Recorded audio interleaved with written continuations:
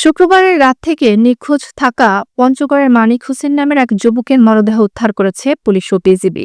শনিবার সকালে করতোয়া ও শাও নদীর সংযোগস্থলে ভাসমান অবস্থায় মরদেহটি দেখতে পেয়ে স্থানীয়রা পুলিশকে খবর দেন। পরবর্তীতে ঘটনাস্থল থেকে মরদেহ উদ্ধার করে ময়নাতদন্তের জন্য মর্গে পাঠানো হয়েছে। নিহত মানিক দেবনগর ইউনিয়নের ডাঙ্গাপাড়া এলাকার তবিবর ইসলামের প্রথম পুত্র।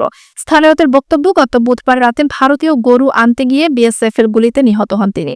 এরপর থেকে তিনি নিখোঁজ ছিলেন। 2 দিন পর সীমান্ত নদী থেকে তার মরদেহ উদ্ধার করা হলে বালু তোলা শ্রমিকগুলো যখন নদীতে কাজ করার সময় ওই লাশটাকে খুঁজে পায়। আর আমাদের এলাকায় একজন হারাই গেছিল, তার নাম মানিক। ওর পরিবারের লোকজন আসে, লাশটাকে শনাক্ত করে যে এই মানিক। এইটাকে 4 দিন থেকে খুঁজে পাওয়া যাচ্ছিল না।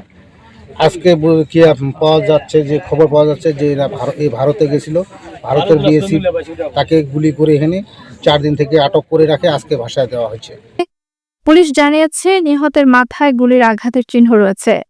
নীলফামারী 56 বিজিবি ব্যাটালিয়নের অধিনায়ক লেফটেন্যান্ট কর্নেল শেখ মোহাম্মদ বদরুদ্দোজা সংবাদ মাধ্যমকে জানান, তদন্ত ময়নাতদন্তের প্রতিবেদন হাতে পেলে মৃত্যুর সঠিক কারণ জানা যাবে।